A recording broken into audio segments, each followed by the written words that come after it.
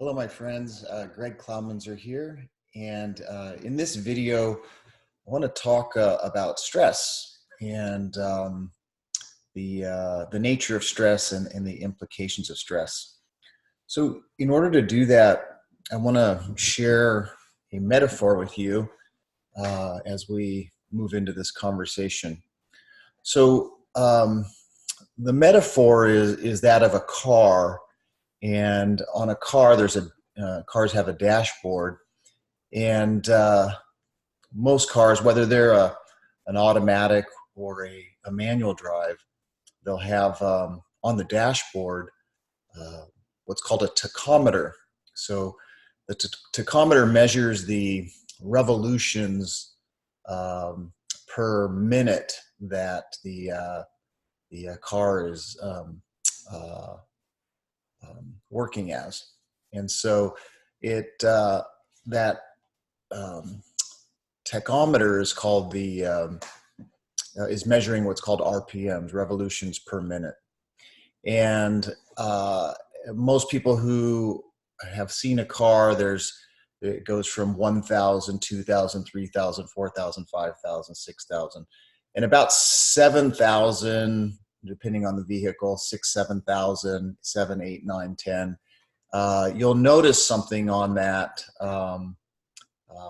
instrument, and you'll start seeing red lines. Okay. Well, those red lines are likened to what I call stress. So the red lines are kind of a warning sign letting you know that it's time to shift gears, or you're pushing the engine to its limits and maxing it out. Most people who have kind of aware of this, that are looking for the best economy, gas economy, they know and realize that when they drive or race around town and they're redlining, that their fuel economy isn't the best. They don't get the best gas mileage because they're consuming a tremendous amount of fuel when they push the limits of what the vehicle is designed to do. So what happens is when you start a car, it'll naturally idle at a real nice RPM, and where the car is built and designed to function. And then you'll hit the gas, and the car will naturally try to keep within a range that it was designed for optimal fuel gas mileage and performance. So what happens is there's a direct cause and effect, if you will. You put the gas pedal down and the RPMs go up.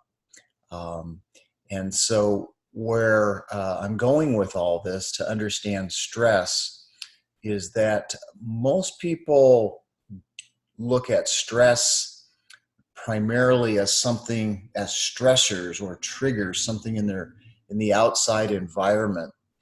And that's kind of the great misunderstanding of where stress comes from. So most people are really who are dealing with stress are at best dealing with trying to manage their stress or control their stress, or prescribing things for themselves, either medications or practices or exercises to help minimize that. But they're never really getting to the source of stress because they don't understand that they've got something to do with the gas pedal.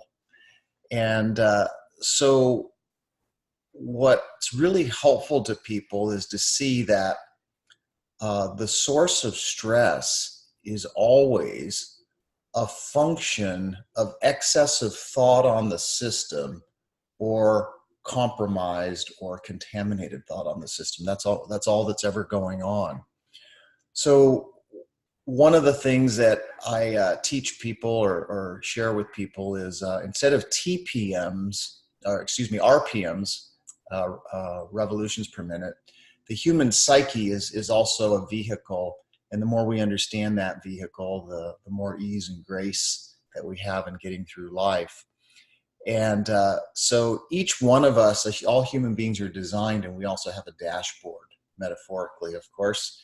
And our dashboard is reminiscent to the RPMs. We have what's called TPMs. And those TPMs represent thoughts per minute, okay? And so as human beings, we're designed to kind of idle at we're designed to idle and have a really nice life and function really well, and not burn through too much fuel and all of that. And that's how we're designed.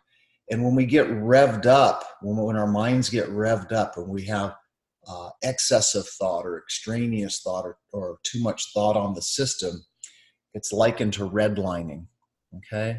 And that's all that's going on, is that our minds are full of excessive thought or extraneous thought or contaminated thought, okay? So when people start to see that, oh my goodness, that's what's happening. That's what's happening. And here's how it innocently happens, that throughout any given day, we will have a thought about something. It could be as innocent as I didn't receive a text back from a person right away, okay? And so that's a thought, the thought of not getting a text back from that person. And then, unfortunately, we don't leave it there. We start to accelerate. We start to hit the gas, and we have more thinking about that original thought. We think what that means. Maybe we worry about that person. Maybe we start to think, well, did I say something to that person that offended them? And then we start thinking about all these things in our past about the quality of friendships or business partners or whatever it is. And so before you know it, just in that one scenario, we have excessive thought on the system. So you could say that we've innocently hit the gas pedal unknowingly, and what we're feeling is the effect of excessive or extraneous thought. So that's what stress is. Stress is symptomatic of extraneous or contaminated thought, okay?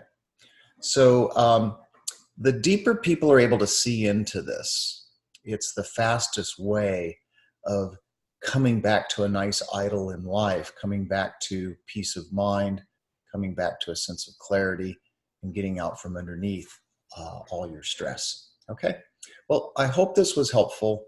And if you have any questions, feel free to reach out to me. Thank you so much for watching.